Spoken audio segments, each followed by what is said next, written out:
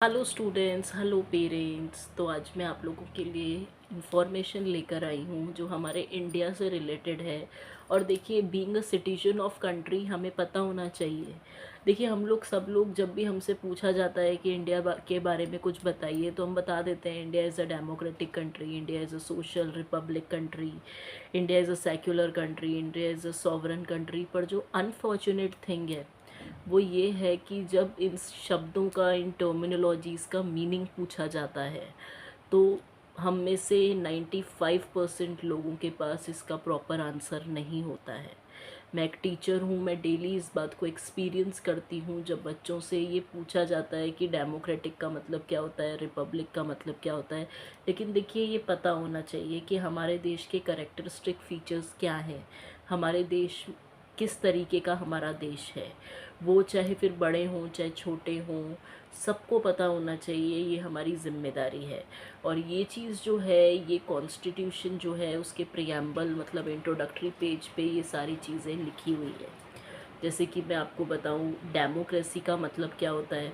Democracy का मतलब ये होता है जहां लोगों के पास वोटिंग राइट्स हैं और लोग अपने लीडर्स या फिर अपने रिप्रेजेंटेटिव चुनते हैं। ऐसे देश को डेमोक्रेटिक कहा जाता है। दूसरा मैं बात करती हूँ रिपब्लिक की। रिपब्लिक वो देश होता है जिसका एक ही हेड होता है और उसे भी डेफिनेट पीरियड ऑफ टाइम के लिए ही चुना जाता है। जैसे कि हमारे इंडिया में हमारे राष्ट्रपति, जिन्हें हर 5 साल के लिए चुना जाता है, इलेक्ट किया जाता है।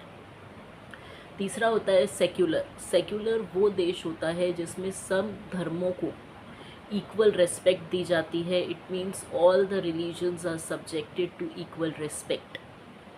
हम भेदभाव नहीं करते हैं, रिलीजन के बेसिस पे बच्चों के साथ स्कूल में डिस्क्रिमिनेट नहीं किया जाता है। तो इस तरह के जो देश होते हैं उन्हें सेक्युलर कहा जाता है। सोशलिस्ट देश वो देश होते हैं जिनमें सोसाइटी में सबको इक्वल अपॉर्चुनिटी दी जाती है ग्रो करने के लिए, करियर में, एम्प्लॉयमेंट में, बहुत सारी चीज़ों में डिस्क्रिमिनेशन ना हो, ये सब चीज़ें। उसके अलावा एक और वर्ड आता है हमारे पास, सॉवरन। सॉवरन का मतलब होता है our country is free from external control. जब कोई बाहर वाला आके हमारे देश में राज नहीं कर रहा है, हम एक्सटर्नल कंट्रोल से फ्री हैं, तो हमारा देश सॉवरन है। तो आई होप आपको ये नॉलेज पसंद आई होगी। ये नॉलेज आप खुद भी गेन करें और अपनों के साथ भी शेयर करें, क्योंकि बार बार कहती हूँ, नॉलेज कभी वेस्ट नहीं जाती है। और जितनी नॉलेज हम में होती है, हमारे अंदर उतना ही कॉन्फिडेंस बिल्डअप होता है। तो यही टर्मिनोलॉजीज़ आज खुद भी समझें और अपने बच्चों को भी समझाएं, क्योंकि आफ्टर ऑल ये हमारे देश की बात है और हमारे देश के करेक्टरिस्टिक्स की बात है। तो पता होना चाहिए कि हमारे देश के क्या क्या करेक्टरिस्टिक फीचर्स हैं।